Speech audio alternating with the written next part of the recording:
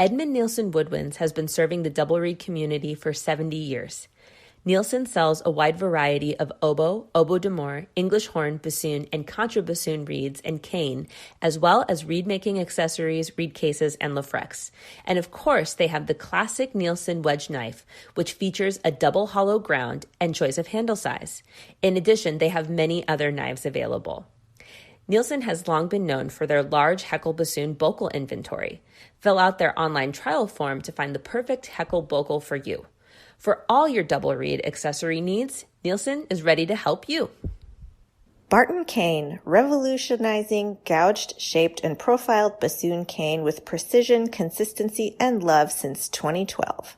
Leave the cane processing to them. Free up time to practice, take a romantic dinner cruise, or cuddle on the couch with your cat on a rainy day and listen to the Double Reed Dish podcast. Enter coupon code Double Reed Dish Rocks My World for free shipping on your next Barton Cane order. Visit www.bartoncane.com. Hi, I'm Galit Kaunitz. And I'm Jackie Wilson. And you're listening to Double Reed Dish, a podcast for oboists, bassoonists, and the people who love them.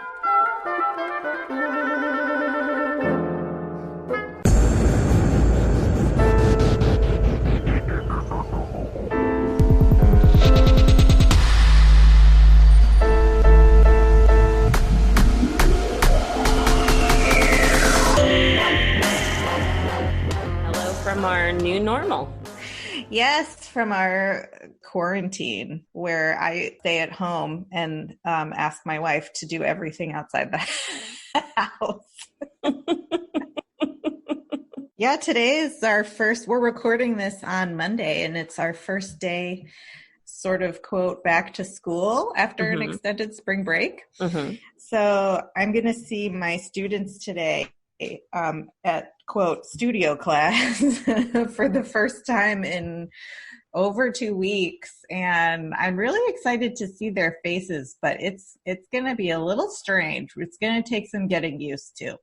Yeah. But the good news is I have set up my my home office area in the practice room of my home, and inadvertently have positioned this one painting right in the frame of my recording area.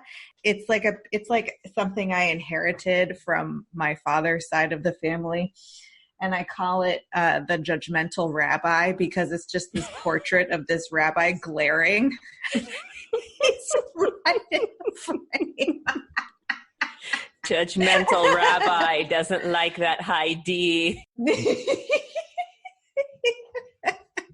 You have to post a picture on social media so they can see judgmental rabbi. I told my mom that I call him the judgmental rabbi, and she's like, he could be an ancestor. Don't speak ill. So, yeah, our dish topic for today is how we're doing. Quarantine and the age of Corona, just how we're doing. So I thought it would be kind of a cool idea to take a cue from my beloved Real Housewives reunions, in which Andy Cohen, who is currently recovering from coronavirus. Really? I didn't know that. It's true. Asks each of the women for their rose and thorn of a particular season. So their peak and their pit, high and low.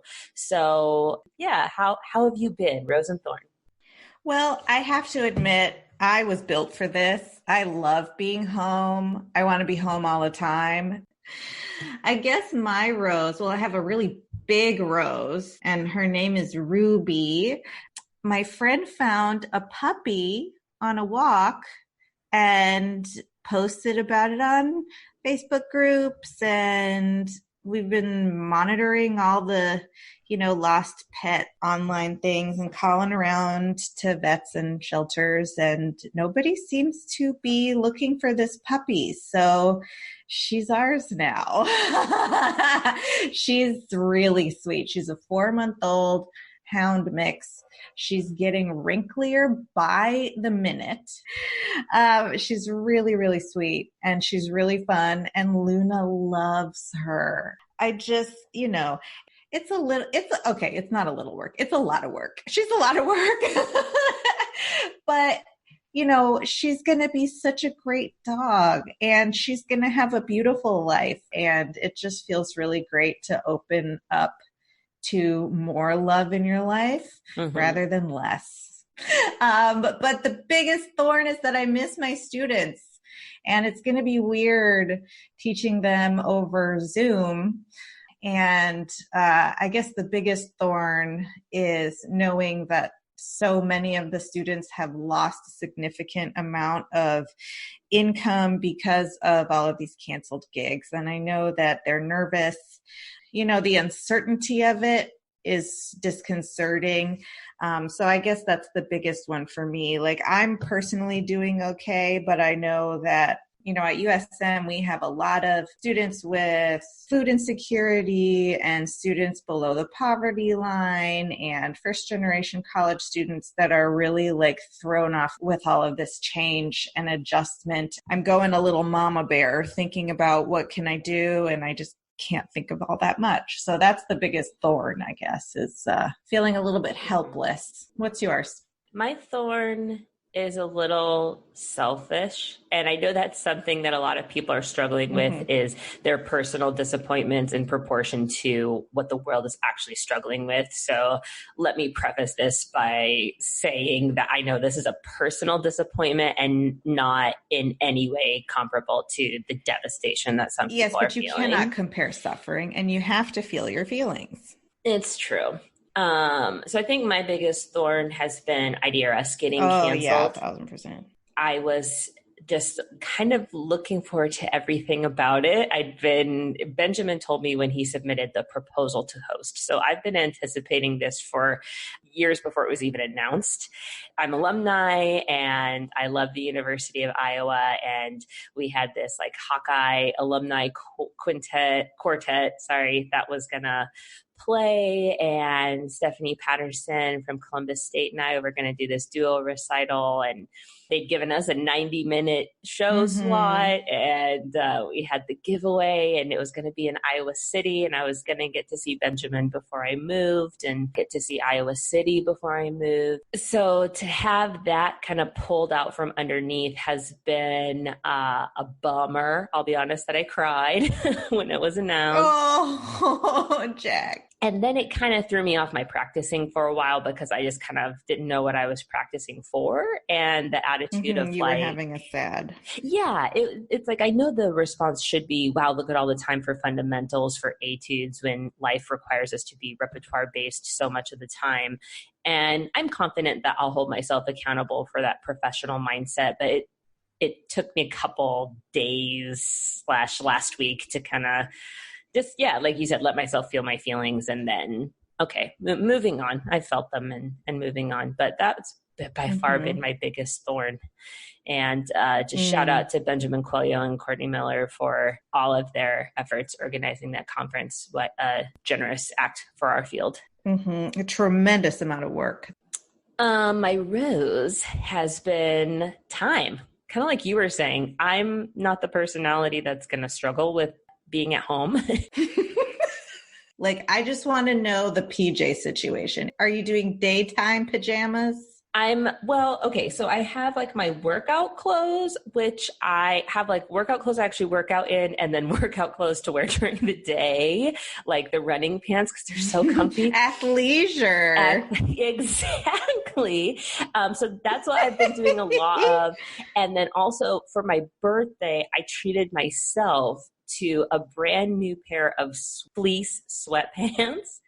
And they are, how brand new fleece just feels like the softest thing. And I've been like forcing myself to take those off. It's like, okay, I need to put these in the washer so I can put them back on immediately because, they're so soft. So yeah, there's been no pants with zippers since mid-March. And I don't anticipate them coming back until August, September. Smell you later, zippers.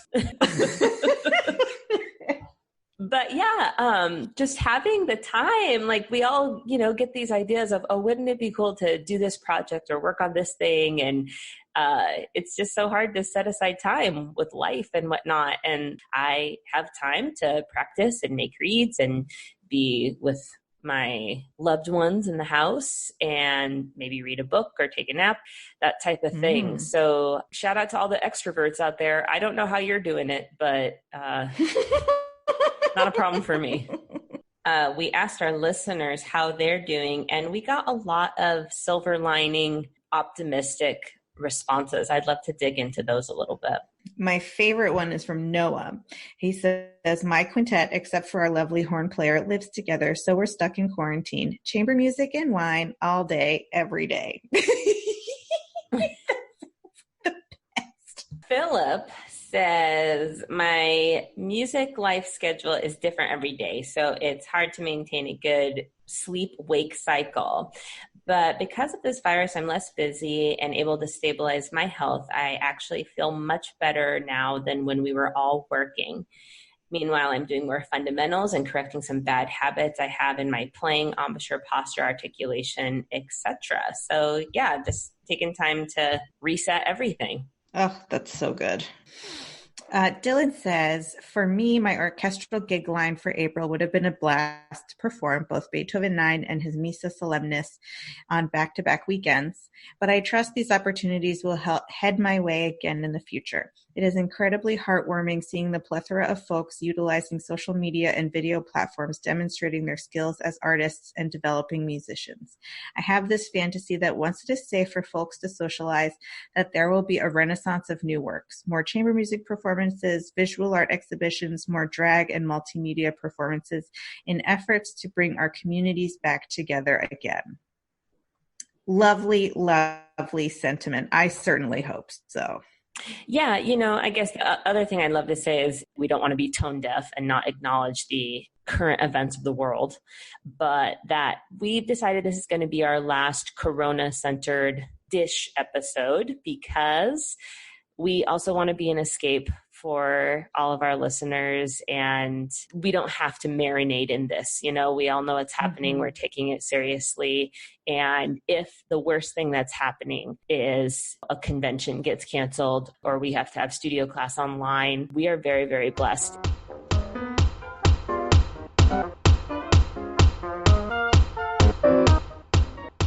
Chemical City Double Reeds is a full-service double reed shop specializing in the sale of instruments, cane, accessories, and sheet music.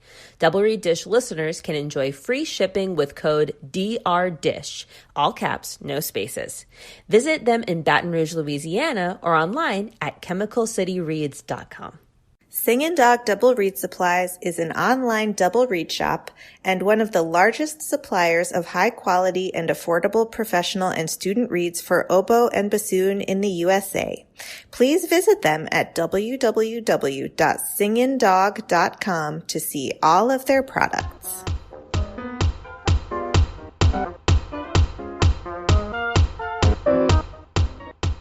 We are absolutely delighted to welcome to Double Reed Dish Rian Craypo, principal bassoonist with the Houston Symphony. Welcome, Rian.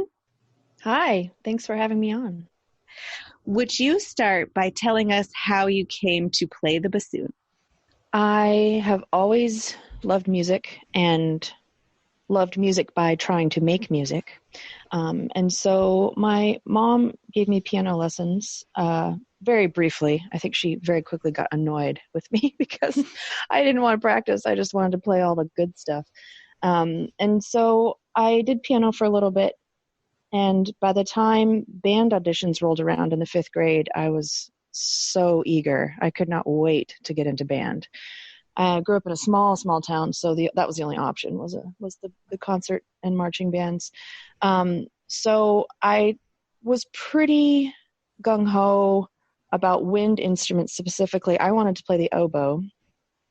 And they didn't have double reed instruments for 6th graders because they really thought that kids should start on other instruments. So I played the clarinet for about 6 months. I think that's a pretty common starting instrument. And then got bored with that pretty quickly. I think there were about 30 of us, and we were kind of, you have to move at the pace of the least experienced player, kind of bring everyone along as a group, but I could already read music, and I was already very into, I'd get it out at home and practice and make up little songs. And so I was ready for something that I could move at my own pace. And they still didn't have an oboe for me, but the high school bassoon player had just quit. So they gave me the bassoon that the school district owned, and handed me a Fox fingering book and shoved me into a practice room. And I was so happy. And I just learned all the fingerings and kind of sat there for quite some time by myself, and just was very happy to be moving at my own pace and exploring this really, really cool instrument. I'm sure my reeds were terrible. I'm sure I bought them at the, Straight Music or whatever. And around 8th grade, they hired a new band director who was Bill Lewis, the principal bassoon player in the Austin Symphony. And so all of a sudden I had this amazing resource, and I had lessons, and he made me reeds, and he encouraged me to do things that I just, of course, didn't know were opportunities. Because our high school band didn't have a bassoonist, I was asked to play some concerts with them.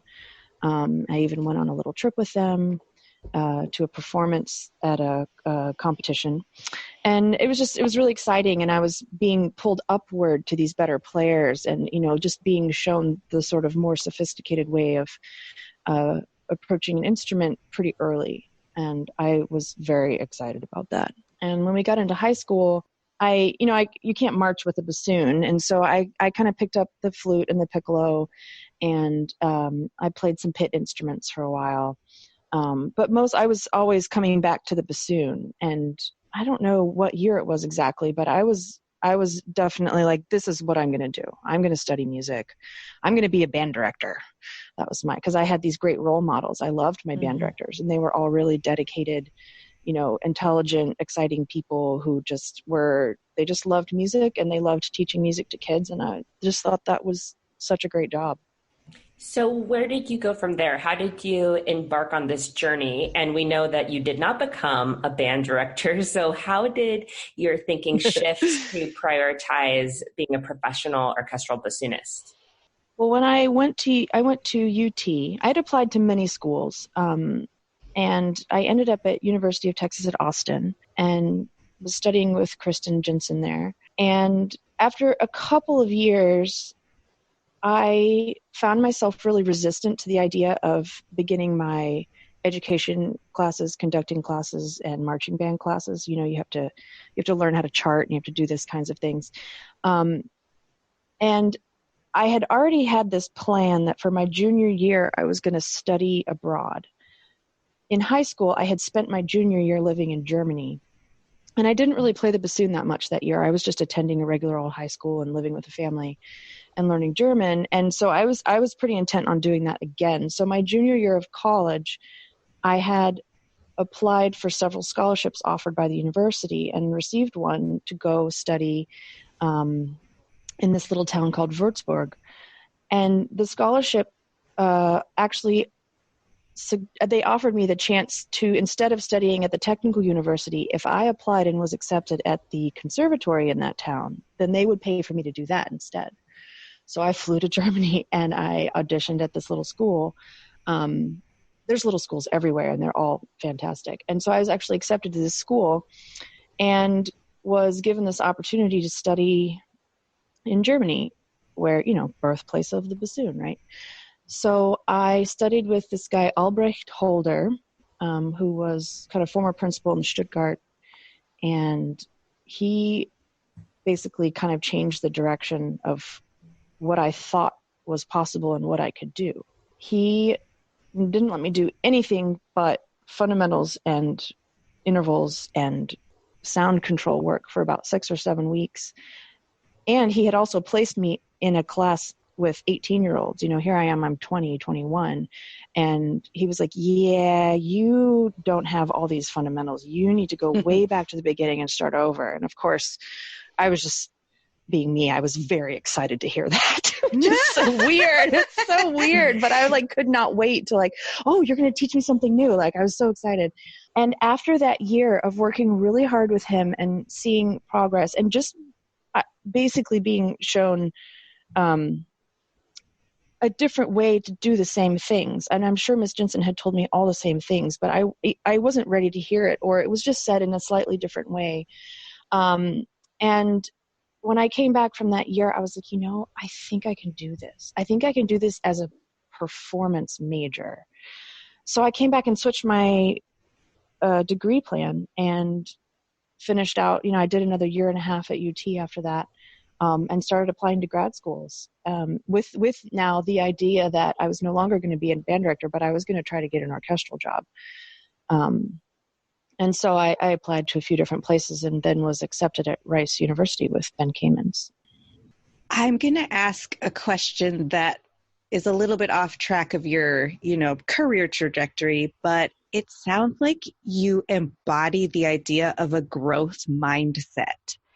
And I would love to hear more about how, was that an intentional thing? I mean, it says in your bio that you grew up in an intentional community.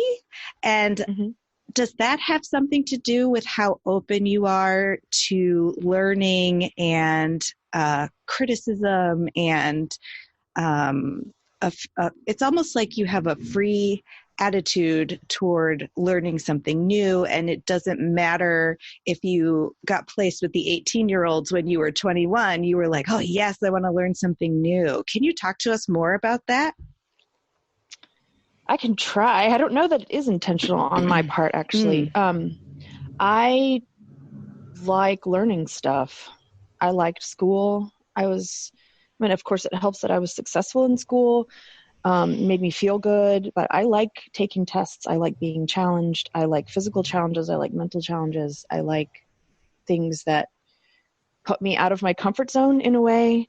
Of course, nobody likes to be embarrassed, but usually embarrassment or being uncomfortable or confused means that I'm not understanding something, and I really want to understand that something, probably so I can stop being embarrassed or stop being confused, but I really do just like new things, and I like how that completes a picture for me or gives me one more way to look at something. And I feel like if I'm not understanding something, it's because I don't have enough information.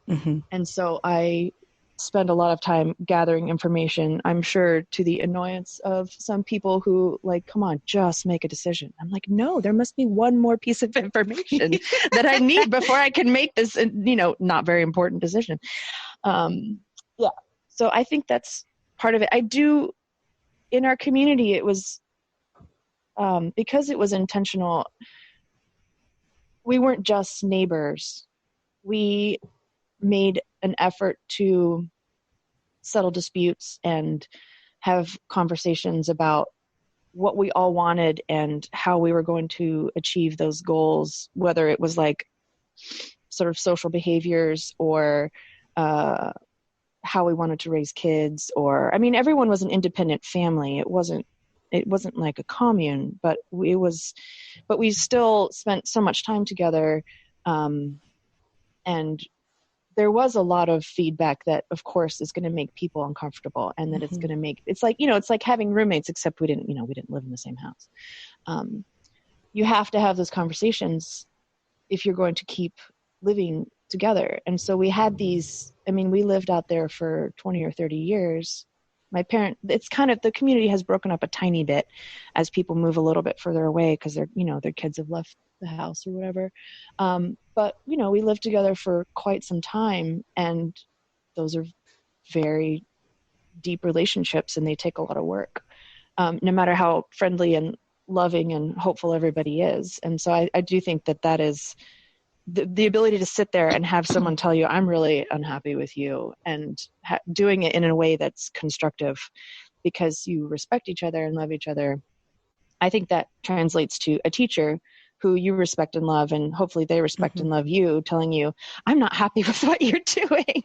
And then you can take that, hopefully, as it's presented, maybe unemotionally, maybe slightly emotionally, and then take that and take it for what it is. Like, wow, they really want the best for me, and they really want me to change and do this thing because it will be good for me, and for them and for us. Then, I don't know if that And makes it any almost sense. seems like it also translates to your relationship with the bassoon in general. Not just your teacher, but Correct. to the bassoon. I think so. Yeah. I mean, I was trying to think of one of the questions that you guys had on the forum was like, what advice can you give about reeds? And I was just trying to think, and it goes for bassooning too, like never be satisfied, but always be content. Like don't like always want more, always try for more, never be satisfied with the limitations that are presented all the time with reeds and bassooning in general and whatever, but be content with what you do have and enjoy it and love it. Because if you're never satisfied and that's the end of it, you might as well quit now, because you're going to be miserable. Mm-hmm. But if you can strive and strive and strive and strive, but still then like put on your reed and like have fun practicing or performing, even if it's not perfect, then I think that's a good balance, because you'll get better all the time, but you'll still be happy while you're trying, I'm going to spray paint that on my office wall. Yeah, I was just going to say, I think that's the quote card. Okay, great.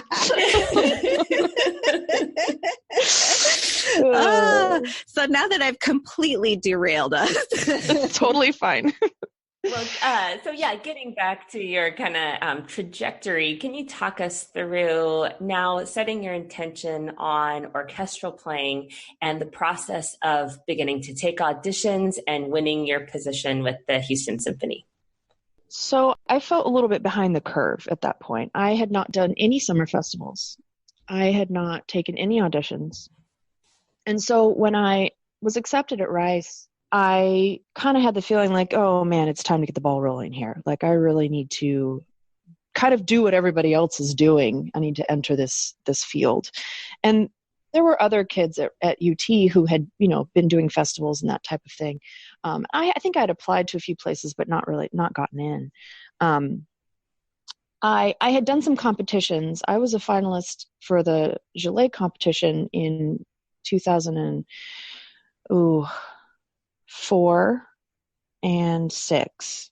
So the second time was at Rice, but the first time was when I was still at UT. And so I had some experience outside of the practice room, but it wasn't much. And so I went to Round Top for a couple summers and was starting to take a few auditions. So I took a few auditions that were in Houston.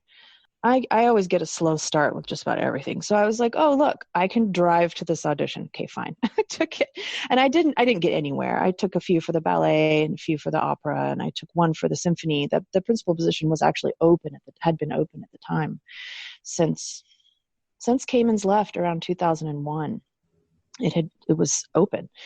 So I took that audition, of course, didn't get anywhere. And then after my years at Rice, I had been to Tanglewood at that point, and I was taking more auditions.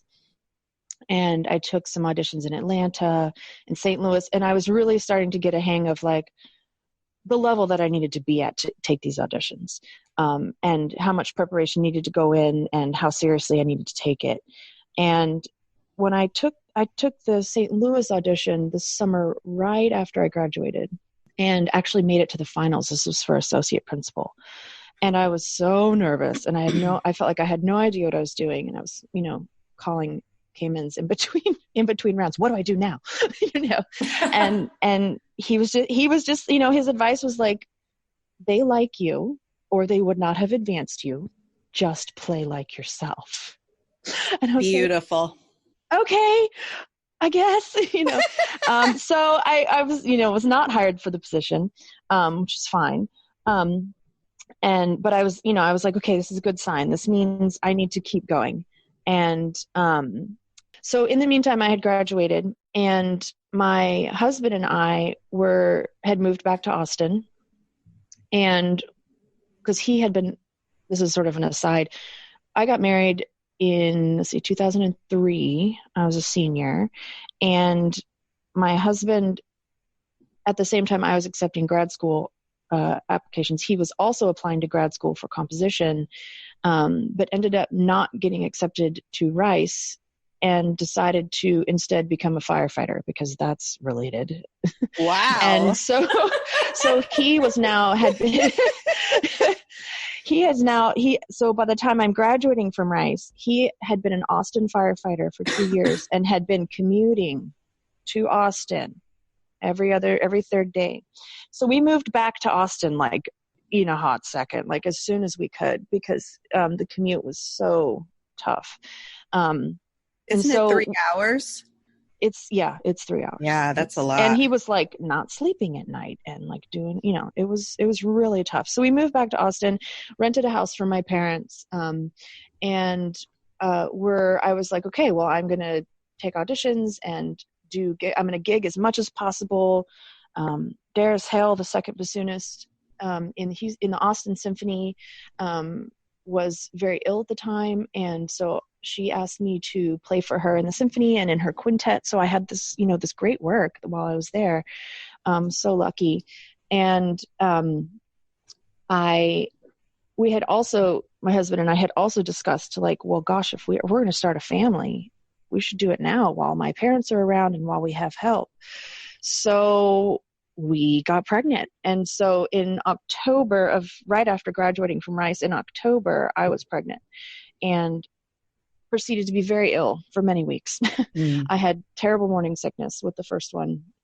And so I got a call from New World Symphony saying, hey, would you come substitute with us in January? And I looked at my calendar and I was like, I'll feel better by then, right? So I accepted the job. And sure enough, a few days before I was supposed to go, I started feeling better. So thank goodness.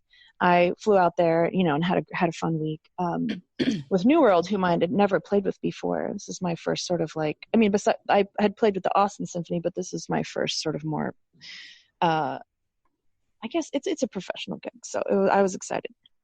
At the same time, the Houston Symphony principal audition had been listed, and I was like, this is my job. I need this job. This is the job I can have, and my husband can keep his job. It wouldn't be such a scary thing to, if I had gotten the St. Louis job, he would have to basically leave his work while I was getting tenure. And then what if I didn't get tenure? And then we would both not have jobs. And so it was this very complicated sort of dance we were doing. So I was like, this is my job. I need it. So I started practicing again in January, and after being sick, and the audition was 6 weeks away.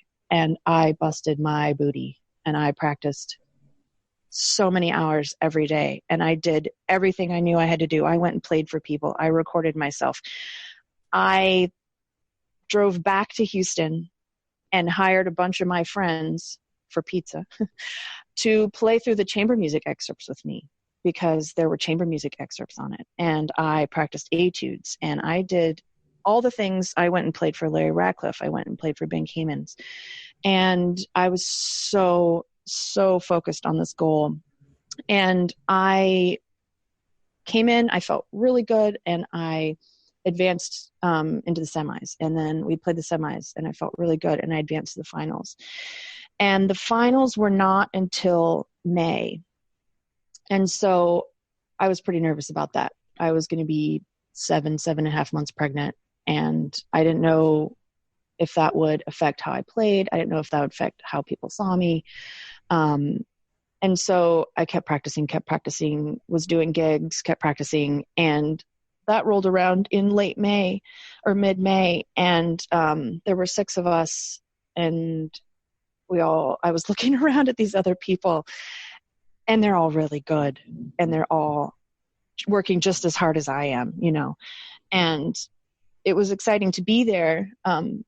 But it was also very scary, because I felt like this might be my last chance to take an audition and get a job, because boy, after I have a kid, I was pretty aware of how difficult that was going to be, but I still really had no idea how difficult that was going to be to have a child.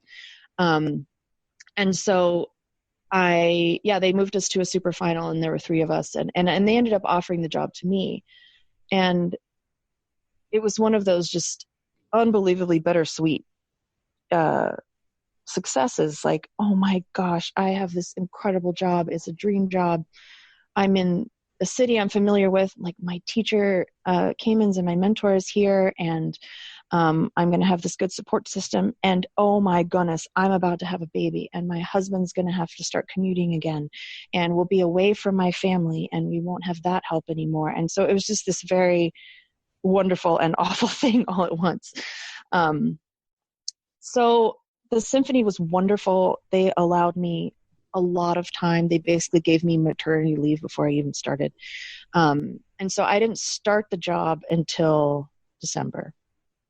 And it was the worst 2 years of my life. It was so hard. I had a very difficult child who didn't like to sleep and wanted to nurse all day and all night. And I had a husband who was not there very much. He did what he could when he was home, but he was gone a lot at work. And I was entering a situation in the orchestra, which was, I was the first new face in a really long time. That principal trio had been together for 23 or 4 years by the time I got there. So I was the first. I was kind of breaking into this family, and I was not able to be as engaged and as socially active as I wanted because I had to get home because I had a little baby and a babysitter I had to relieve. And so there, of course, looking back, there are a lot of choices that we would have done differently. But thankfully, with the support of my colleagues and my family and my husband, and we were able to, make it work. And the conductor was very supportive. And people, on the most part, were very understanding of what I was going through. And then I got tenure, and it's been 12 years now. It's really hard to imagine that it's been 12 years, but I still love it, and it's still scary, and it's still like a ton of work. And we've had 2 more kids in the meantime. And my husband has worked up until this year. He left his job this year. Finally, we felt like, okay, it's time to stop driving 600 miles a week. It's time for you to stay here. And so he's doing the things he wants to do now. He made that sacrifice for me while I was getting started. And now I'm working and he's doing, the things that he wants to do. So it's been a long road. Right now it looks pretty good, but getting here was pretty hard. Yeah, I'd like to award you the first ever Double Reed Dish Warrior Award, because that's a very impressive story. This sounds great. There's no cash involved. Sorry. I'll take it. I will take any award. Oh my goodness. There's very much this narrative of you can either have a career or you can have a family. Did you experience that? Like that idea of how can you do this if you try to do both? I feel like there's a narrative because it looks like a narrative. Like no one ever explicitly said you cannot have children or you will never be able to do this job. I look around and most female wind players, if they have a child, they have one. Mm-hmm. And female principals, if they have a child, they have one, and their husband helps out a lot, their partner. Of my many teachers, only 2 of them have children and they each have one. Right. And it's very, I wanted more than one. I knew that I wanted more than one child, and my husband was, definitely also wanted more than one. And the only way to make it work is to have a lot of help. Like there's no way that you can do it alone ever. You would go crazy instantly. So we've had a multitude of lovely helpers, babysitters, parents, grandparents, neighbors, friends, and my husband and I obviously do the bulk of the work, and he's willing to do all that. That's, it's so important to have a partner who's like, no, I'll do that. You go practice. That's just so that I know that it's not rare. I know there are many other partners out there like that. And it helps that, he's a musician. He was a bassoonist. He understands about reeds. He knows these things. Right. And so I'm so grateful for his, his partnership and his support and his understanding of kind of what it takes. And I can't go to work if I don't have a reed. I can imagine someone else being like, well, why don't you just use that one over there? You don't understand. That one's terrible. I can't use that one. Like, you have so many reeds. Why don't any of them work? Yeah. Okay. Well, I don't have to explain that kind of stuff to him. I've sacrificed what sort of people would consider common things that you have to do to advance your career. I don't teach. I've very rarely have students. They're usually a one-off lesson on excerpts. I occasionally teach a master class, but only if I can drive there.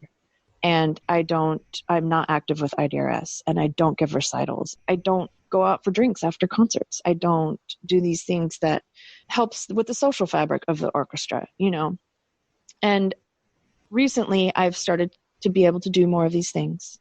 I've started to play a little bit of chamber music here and there, which I love, and I'm so excited to be getting back to. I have started to think about, maybe I should, go to IDRS just to see what's out there, because there's so much out there that I've missed, and all these people who I hear their names, I've never met them. I would love to meet these people and see what they're up to and hear them play and look at their reeds and whatever. So I am excited now that my youngest is in kinder, to kind of start like entering the world again, and not just be hunkered down. And I do think that I've learned a lot of really valuable things by just staying in my hole and focusing. But it's time to open that up. And yeah, I'm excited to get back to being social. I mean, it's going to be slow, because again, my youngest is only in kinder. I'll add only this time. So there's still got quite a ways to go. My oldest is in middle school. So, new things on the horizon everywhere. Yeah, that's the only way to do it, is have a lot of help. So I wonder, as you look back over your years in the Houston Symphony, kind of what you have learned from being at that beginning point to now, and if there's any sentimentality in sitting in your teacher's former chair and what that feels like. It was really scary at first, especially since all the chairs around me were still populated with his colleagues that were with him at the time. He is an amazing player. But beyond that, he's an amazing musician, and he has such a personality and such an amazing way of playing in the orchestra. That was very intimidating. I think he'd probably laugh at me, but it's not that I doubted that I also can play the bassoon and that I also have something to say, and that I also could eventually have a great way of playing in the orchestra. I was, sleep deprived. It was that I didn't know that other people would see me that way. And I also knew that I was coming from effectively zero professional experience. And I knew that it would take me a while to get used to it, but I didn't know how long. And there was a lot of trepidation there. And it did take a long time. I think it wouldn't have taken as long if I was actually sleeping more than like 3 hours in a row that first year. But it's such a difficult job. And I've tried to train myself not to think when, I make a mistake or a colleague makes a mistake or something's not going well, not to think, boy, that was terrible, or boy, I suck, or man, why can't they do that? I've trained myself to think, man, this is so hard that even the people at this level make mistakes. And we're all working really hard. And I know that I work hard, and I know that I'm smart, and I know that I'm doing all the right things. And it's still this hard. So I'm trying to give myself a little bit of a break. But it's really stressful. And I didn't come exactly right on the heels of Ben. Eric Arbiter, the associate principal there, was acting principal for 5 or 6 years. So there was a little bit of a buffer there in terms of being compared directly, if you know what I mean. Mm-hmm. And I do know that a lot of people are very willing to just take me and not as, ersatz Ben or whatever. So it wasn't, I didn't feel that pressure from other people as much. I felt it from myself, because I admire Ben so much. And I don't necessarily want to play like him, but I want to play as him. I want to play, I want people to enjoy my playing as much as they seem to enjoy his. So that was hard. So you've been there a while now, and you have probably experienced a lot of auditions from the other side. Maybe the happier, More secure comfortable side. the tenured side. Yes. Feels so good. What have you learned from listening to auditions from the other side of the curtain? That it's complicated, and it's definitely not a cut and dry situation. You've got 7 individual personalities on the other side, and depending on who's running the audition and which section is hiring, they're all going to have their own desires for the person they want to be their colleague. And everyone is trying their best to be absolutely fair and true to what they want. And it can be very complicated because people are hearing different things. People listen for different things. And you can go down the line and everyone can have sometimes the same thing to say. Everyone's in agreement. Sometimes people say directly contradicting things like, oh gosh, this person, I thought their intonation was so good. And the next person's like, I thought their intonation was terrible. And you're like, well, which one is it? It can't be both. And it's so confusing and complicated, especially as a very young person sitting in with these much older, much experienced colleagues. You start to think, wait, am I just wrong? Like, did I hear that wrong? And as you get older now with more experience and as an older person and, just more confident in my role, I'm thinking like, wow, everyone really just hears things differently, which explains so much. And so we just try to give each other some space. Like, this person, they really want to hear this person again. Let's move them forward, even if other people are maybe less sure. And we actually just had an audition. We just had our associate principal bassoon audition, which we've had already once with a no hire, and we've had it again. And our goal going in again was hire the best player. But for us, that means someone with an excellent ear and good rhythm who has something to say, but is also extremely flexible and very musically engaging. And it's not the person who misses the least notes. It's not the person who plays perfectly. Auditions are so hard, and we're very, I remember what it was like. So I think we're all very understanding of what's going on the other side of the screen. We're happy to give someone another try at an excerpt. If someone misses a note, I don't really care. Now, if they miss 10 notes in a row, okay, maybe that's a problem. But if they miss one note, whatever. I miss notes all the time. That's not what we're listening for. So to switch gears a little bit, you are the author of The Banana of Life, Peeling Away the Mysteries of Reed Making for the Bassoon. And I would love for you to just tell us and our listeners a bit about the book itself and your motivation in writing it, and why you so generously felt inclined to save the sanity of the bassoon community with this excellent manual. So I think it's about 6 years ago now, I was in a huge read slump, and I was so frustrated why I was just coming up short again and again and again. And so I started keeping track. I was like, this cannot be a complete mystery. This is not an unknowable problem. Like, I can figure this out. So I started keeping track of my process, not like where I put the wires and stuff. That was pretty nailed down, but like, what am I thinking while I'm working on reads? That's a huge variable for me, is my brain. It's really hard to control. There's so many subconscious and unconscious thoughts and assumptions that I'm making. So I started keeping track, and I had a piece of paper, like a blank piece of paper, and I would play a read that needed an adjustment, and I would write down my immediate assumption, like, oh, this is what's wrong. And then I would draw a little picture about like where I would work on the read. And then I would try every read test I knew on that read. And then I would write down what was actually wrong with the read, and would then draw a picture of where I would work on it. And then I would do that and see if it was right. And so after a couple weeks of this, I realized I was wrong about what the read needed 50% of the time. Whoa. Like half of the trims I was making were wrong to some degree. I was so discouraged. I was so disappointed. And I was like, this cannot continue for obvious reasons. I was so frustrated. I was like, how can this be? I have a big job and I'm doing this job and I have good training and I am a very sort of like scientifically minded person. How can I be wrong so many times in a row?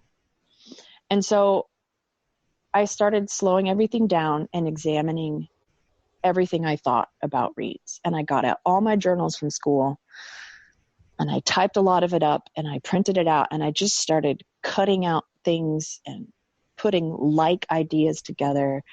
And at some point it ended up in like a little booklet form. And I was like, wow, I think maybe other people could use this. There have not been modern read making books about the Hertzberg method. I don't know that there's any read making books about the Hertzberg method. So I decided to put something together just for, friends if they wanted one. And as I kept going, I kind of got more and more excited about making it according to my philosophy of read making, which is like, here's the information, go experiment with it. Here's the information, go find out all the nuances on your own. I can write 800 million words on read making and none of them will make sense if you don't get out a reed and put it on your horn. So I'm thinking of these old read making books that weigh like 18 pounds and you're supposed to digest that information.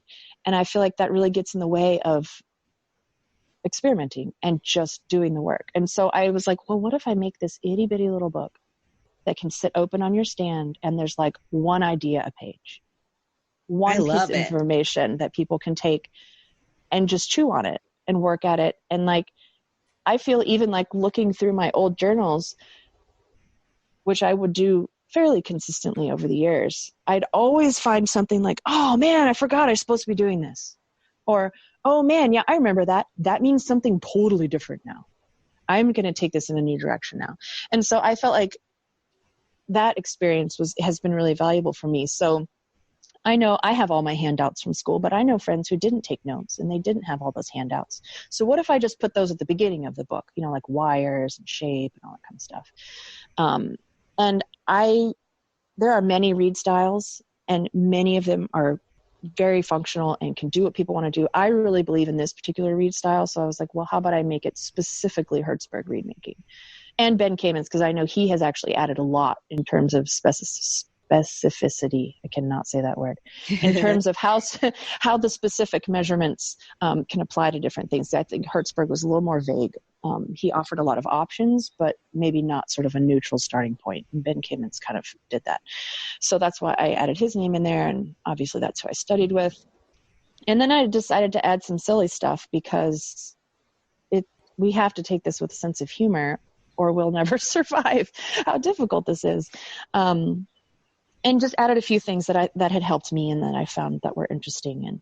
And so I got really excited about it, started sharing it with a few friends who I had been working with on some other things, got amazing feedback, spent a lot of time editing it. I mean, I think it took me 4 years to put it together. I had Ben Kamen's go over it. I had in the back there are some other friends that were around at the time who I had use it for several months and then kind of report back as to whether it was working or not. And so that turned into that book. And I'm so pleased that people find it useful, if only for like the wire chart in the front. Like, which, you can't, like, Kamen's doesn't have a website. You can't like download that stuff. It's just not available, And so I want it to be available because I think information should be free or at least cheap and, usable.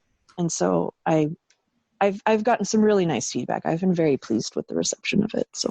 Yeah, I think it's fantastic. And I love like you said, kind of the idea of it being small enough to digest as a whole. I also love it as a quick reference when you're playing or practicing and you're like, this read is fine, except it's just doing blah. And then it's like the banana of life can fix that. And you just like, scroll until you find that problem. And then it's like, okay, I'm going to scrape there a little bit. And it can also just be like help, banana of life, my read's not quite perfect. And it's a great quick reference and that type of thing too. Great. That's great. I love the idea of we laugh so that we don't cry aspect of it. Oh, absolutely.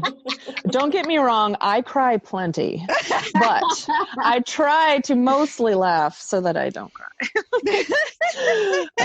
I mean, it's a worthy endeavor, obviously, which is why so many people attempt it. And it's wonderful to see the general level of read making coming up so much as people share.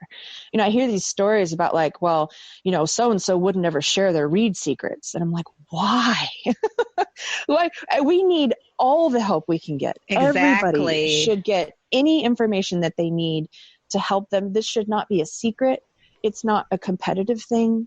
It's not, everyone should have all the information at their fingertips, and they can take whatever they want from any read style and build that into their own, you know, whatever works for them, they should use.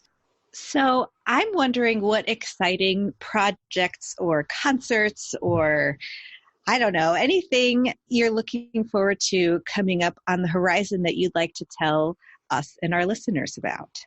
Well, with the Houston Symphony, we perform almost every weekend. And so we've got many subscriptions coming up. I'm excited about Mahler 7. I'm excited about a Mozart piano concerto that's coming up in a few weeks.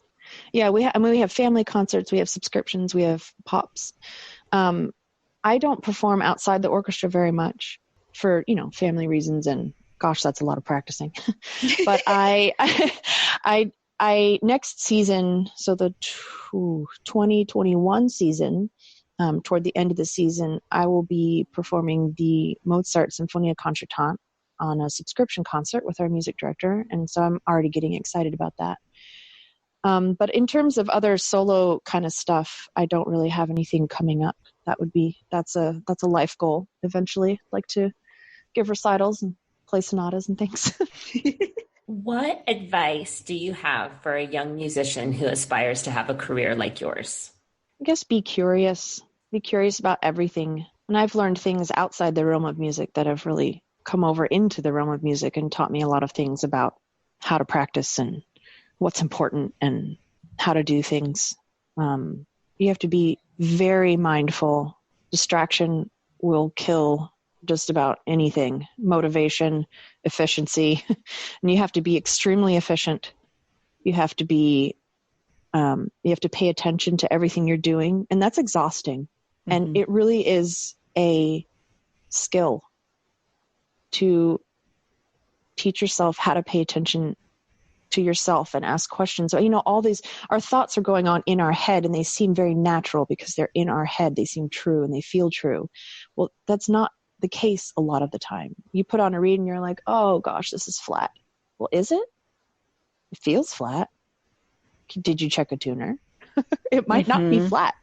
One note might be sharp, so the note next to it sounds flat. Like the interval is just too, like these are things that I've had to learn to just jump straight to the crux of the problem.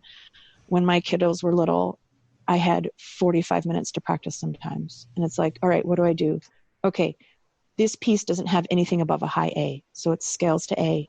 It's intervals in that key. It's one long tone on this note that's pianissimo on the second page with the clarinets. And that's all I have time for. It's crazy. So I understand that for some people that might take the fun out of it because they like, you know, kind of doodling around and having fun. And that's great. But at some point you have to focus and you can't do that. And so taking time to kind of check your phone every 10 seconds or have music playing in the background or be talking to a friend on the phone, or that's great for some things like, you know, putting together blanks or something. But when you're practicing, it has to be 100% focus for as long as you can manage. And those stretches of time will become longer as you become more experienced with that. And that's just so important. And you have to question every bit of, oh gosh, this piece starts piano. Okay, play it. Was that piano? I don't know. I should record that. Or, this scale is just a simple ascending scale. I don't have to practice that. Well, how about if I practice it and see what happens? Ooh, those notes are not all the same color, or they're not all the same dynamic, or that's going to be more difficult than I thought because this reed doesn't respond the way that I thought it would. So I either need to work on my reed or practice that scale some more. So there's all these little things that I try not to skip. I try not to make assumptions. You just have to practice so much. I don't have to practice 4 or 5 hours a day anymore, but I did for years, probably all the way through grad school, certainly. And that year after grad school, when I was trying to take auditions, it was 4 or 5 hours a day, not including reed making. Right. It was just so much work. And obviously that's paid off. And I was privileged to have the support. I had a husband who was working, so I didn't have to work. And I had, teachers to help me and all, do as much work as you can while you have a weekly check-in with your teacher. It's so important to have that feedback. We don't know what we don't know. We are not sophisticated when we are younger. We don't know what sounds good. We don't know what's good enough. And that's why your teacher's there. And the other big thing is listen to music, use your ears. And don't use your ears to go, gosh, I like that person's sound. Use your ears to say, why do I like that person's sound? Oh, look what they did with their articulation. They're holding those notes almost to the very next note. Or, gosh, their vibrato is so integrated. I wonder if I can replicate that. And then go to the practice room and try and see if you can do it. Which is hilarious because I was a terrible music listener when I was in school. But I know that it's important now because I had to do it, on the job. These big soloists come in and I'm just like, my jaw drops. And I'm like, oh, I want to be able to do that on the bassoon, right? Like So copying people you love, the way they move their sound, it's all vibrations. It's all sound. We can all do it. I just like to think that it's a little harder on the bassoon. And the oboe. Anything with a double reed is so hard. Rian, you are absolutely brilliant. Thank you so much for this conversation. It's such a wonderful way to just, we're recording this in the morning. So now I'm like, I want to go practice. Yeah, I'm ready to go. Me too. I'm going to go practice right now. Thank you so much for talking with us. This has been such a wonderful way to spend an hour. Thank you. It's been really great to get to know you guys and to have a little chat.